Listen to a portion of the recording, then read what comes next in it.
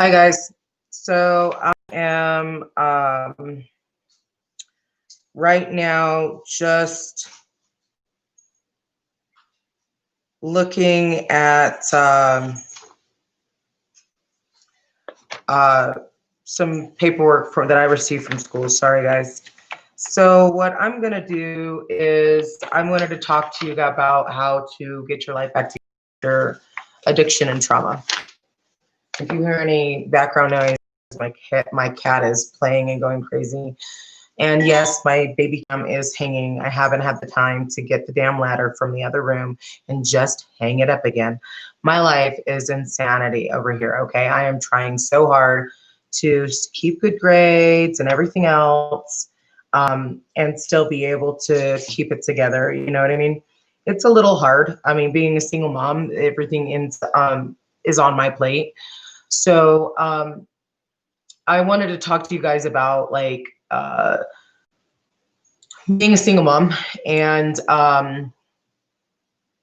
so and well no, I don't want to talk to you about that. I'm sorry, it's just my printer's acting up and it's giving me warnings. So anyway, um, I'm going to talk to you while I go run and fix that real quick. So just to let you know, um, when you deal with trauma and addiction, let me just say addiction in and of itself brings its own trauma to your life. So if you are dealing with, if you have an addiction issue or have had an addiction issue, you will deal with additional traumas. Uh, because the lifestyle, let's be real, is insanity. I'm gonna drink, guys. So sorry about the interruptions, but I'm honestly, I mean, we know you get what you get with me. What's up? So my hope is that in doing everything that you can to get your life back together, my hope is that you can realize that continued diligence wins. Now, does it always win? I think it's out of paper. I don't even know what's going on. I'm over it. Um, does it always win? Absolutely not. I have time and time again been doing everything right and had really horrible crap happen to me. Oh my gosh, we totally cannot wait to try these s'mores. Okay, this is so not a public thing, whatever. But Subway has these like s'mores cookies, and I saw them for the first time, and I cannot wait to have that on my taste buds. So, but yeah, so anyway, I just really wanted to stress that, like, I think that you got to realize that a lot of people don't understand that um, mental health problems can lead to addiction, and addiction can lead to mental health problems. But also, it could be a cycle that does all of it at once, too. Okay. And it's the same thing with trauma. Trauma can lead to addiction. And any addiction problem, because of the lifestyle that comes with it, and the self-destruction that comes with it, presents its own trauma. Okay. So um, now I want to stress that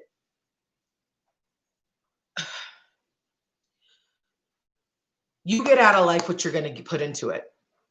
If you have step it, you're mediocre, or you just deal with mediocre and you're not willing to put in the hard work, then you will get out of life what you get into it, what you put into it. And that includes everything. That's an all around thing. Okay. And I have a saying that you stick and stay in, you make it pay. You stick to it, whatever it is, whatever goal you have, and you stay at it. You doggedly stay at it, and you make it pay out for you. And it will. You just have to keep going. And there's this, at the beginning, everybody has a lot of energy, and you're like, yeah, rah, rah, sis, bim, bah, right? But then you get into this middle place where it's just drudgery. Like the joy and the excitement at the beginning is no longer there. And that's the place that you got to hold on to. Okay. And that's with anything. When you're first leaving the life of addiction, you're going to have all kinds of people in your life that are still actively using. And the only way that you're going to stay clean is if you get rid of all of them. Now, here's the thing I'm going to tell you, okay? So I live in an apartment complex full of addicts and a drug dealer or two. Now, I have to make it very clear that I'm not messing with you. We aren't buddies. This is not going to happen, okay? And some of these people I actually know, you know what I mean? So I have to make it expressly clear that this isn't going to happen. And a lot of times they'll still push to see if they can get in a get me at a weak moment, or maybe, find a crack somewhere. I don't know why they keep going, because I've never minced my words. I'm not a person that minces my words. I mean, when I say something, it's pretty damn clear. So I don't know why they don't, but why they do, but they're going to keep. People tend to test boundaries in general. And especially if it's a boundary that you're setting, it's something that interferes with something that they want. Any behavior that people do, all people do behavior because it gives them some kind of payout. Now, payouts don't always have to be positive payouts, but you get something from everything that you do.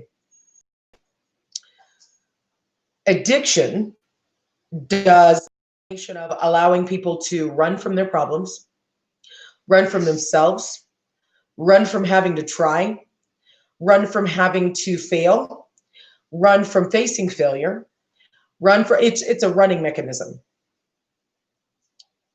And in the midst of running, you get so busy running from everything that you start doubting your own judgment, your own ability to, and you also take away from yourself the ability to start to live life on life's terms. See, as you live life sober, you go through things that helps you become mentally and emotionally mature, like having friendships that fail, like getting a job and working every day, regardless of whatever, right? Like failing, like losing a job and being laid off and what that feels like. All of these things, like going to school, like getting your degree, like the drudgery in between starting school and the degree, they help develop maturity, because you don't know how to stick at something if you're always quitting. You don't know how to get through something if you're always throwing up well, I'm not doing it because I don't have to. It's my world, blah, blah, blah, blah. I do what I want, right? Well, if you're living that I do what I want kind of life, you do what you want, but the world is going to treat you how it wants. And you're going to complain that the world treats you A, B, C, and then justify your actions by that. If you want to get out of that cycle, here's what I'm going to tell you, okay? First of all, get in a program. If you can't get away from the people that are using around you, if you live in a home that's unhealthy, if you are homeless, if you are being pimped out, children, my mental well-being and children, you know what I mean? Somewhere in there, but whatever. So if Hermione, get down. That fucking cat is all over the kid and he's trying to sleep.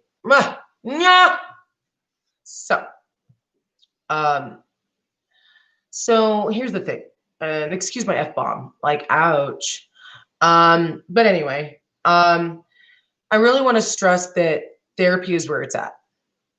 You can't change the things that you do unless you know what you are doing and why you are doing it. Even if you don't know why you're doing it, you need to know exactly what you're doing and when you're doing it so you can stop doing it and how it's unhelpful, okay? Most people do not have the time to self-introspect like they need to. Because, stop it, crazy. Oh my gosh, this cat, I swear she's like a dog. She's running all over and being crazy. Whatever. You got to get into therapy. You have to learn to think about what you're thinking about. And you also have to learn how to I mean, I know that people don't like grounding exercises and stuff, but see, here's the thing: we ground ourselves and we meditate in a lot of different ways. Okay, so like for me, I didn't know this was grounding or meditation because I was just doing it because it felt good, you know. So after I got my apartment here in the housings that I'm in, um, every night I would sit holding my son, petting my cat, because usually it's a puppy pile. And I'll take a moment in that moment, take a deep breath, and just sit in the feeling of nursing my child, holding my little boy and nursing him, and petting my cat and knowing that she knows that she's loved. In a home that I know where I'm safe, with food in my belly and clothes on my back. And just really just allow myself to soak up being grateful. Because I know many have less than I do, and I have had less than I have. And now I'm overcoming. You know, such an amazing feeling. But in that moment that I'm doing that, what I'm doing is I'm not only gratefulness, and gratefulness can be able to combat a lot of stuff. It can combat depression, it can combat stress and anxiety. You know, it just does wonders for people. So, but it also grounds you. It helps you be able to, oh, my baby's waking up. Man, guys, this happened last night. It also to be able to deal with some of the stuff you're going through. Gosh, motherhood calls. Hi, Papa. I'm gonna get him so you guys can see. Hi, puppy. Come here. Come here, Papa. Hi. Well, you don't have to get there. Come here. Hi, fella. Hi. Mommy's doing. He cut his eyebrow really bad. Does it hurt? How about I give you some Tylenol? Can I give you some Tylenol? You're messing with it. Please don't mess with it. And he had to get some stitches because he was running around in the bedroom. And of course, the only corner that was available, which is the corner of the bed frame, the metal bed frame, is the one he hit with his little eyebrow. And I freaked out. Like, I was beside myself. He was fine, same day. But anyway, so I've got to go. I've got to do mom stuff. And yes, Bronca. Anyway, so I will continue this as much as I can, one at a time. I'll just continue one at a time, adding to it and hoping that I give you the information that you need to get out of what you're getting. But I guess this one is about therapy and the importance of introspection, and being able to realign how you think. But I've got to get this boy Tylenol, and I've got to get him to sleep because I've got to get up at like 4:00 in the morning. God bless you guys. I hope to hear from you soon. Feel free to contact me. I respond to everybody. All right, bye. Okay.